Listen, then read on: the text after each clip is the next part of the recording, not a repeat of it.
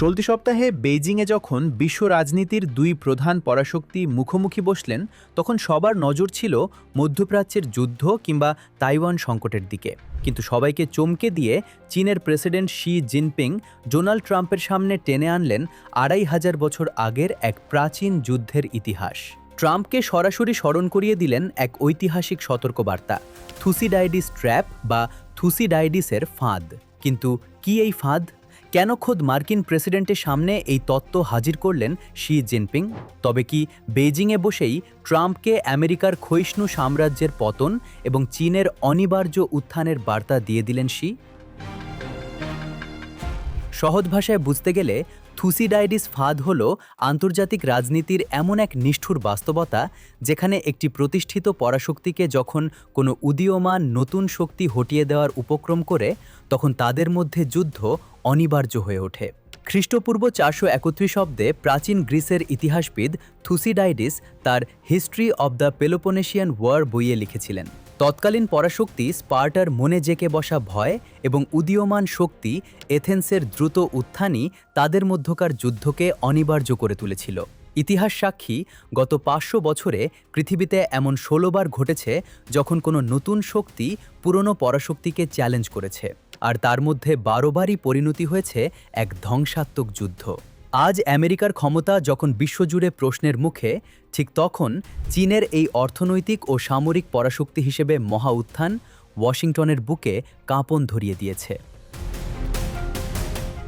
বিশ্লেষকেরা বলছেন, ট্রাম্পের বেইজিং সফরের শুরুতেই এই ধ্রুপদী তত্ত্ব সামনে আনার পেছনে শি জিনপিংয়ের গভীর কৌশল রয়েছে। তিনি মূলত তাইওয়ান ইস্যুতে ট্রাম্পকে আগেভাগেই একটি চূড়ান্ত সীমারেখা টেনে দিলেন।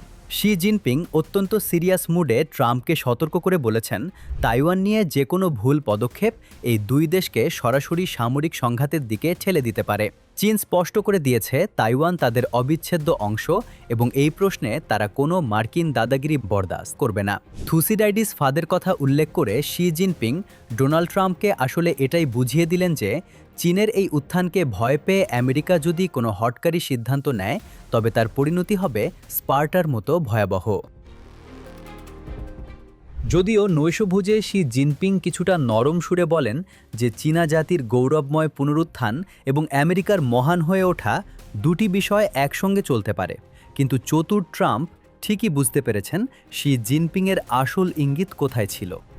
বৈঠক শেষে সামাজিক যোগাযোগ মাধ্যমে ট্রাম্প কার্যত নিজের ক্ষোভ উগরে দিয়ে স্বীকার করেছেন যে শি জিনপিং অত্যন্ত মার্জিত ভাষায় যুক্তরাষ্ট্রকে একটি ক্ষয়িষ্ণু বা পতনের দিকে যাওয়া রাষ্ট্র হিসেবে উল্লেখ করেছেন।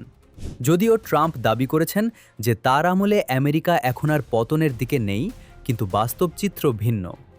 মধ্যপ্রাচ্যে ইসরায়েলের অন্যায় যুদ্ধকে অন্ধ সমর্থন দিয়ে এবং বিশ্বজুড়ে একের পর এক ভূরাজনৈতিক ভুল চাল চেলে আমেরিকা আজ বিশ্বমঞ্চে কোণঠাসা। আর সেই সুযোগে চীন ও ইরানের মতো প্রতিরোধ শক্তিগুলো বিশ্বব্যবস্থার নিয়ন্ত্রণ নিজেদের হাতে নিচ্ছে। ইতিহাসের চাকা ঘুরছে। বেইজিংয়ের এই বৈঠক স্পষ্ট করে দিল, আমেরিকা চাইলেও আর চীনের এই অপ্রতিরোধ্য উত্থানকে দমিয়ে রাখতে পারবে না। এখন দেখার বিষয়, ডোনাল্ড ট্রাম্প কি এই ঐতিহাসিক থুসিডাইডিস ফাঁদ এড়াতে পারবেন, নাকি অহংকারের বশে আমেরিকাকে এক ধ্বংসাত্মক সংঘাতের দিকে ঠেলে দেবেন।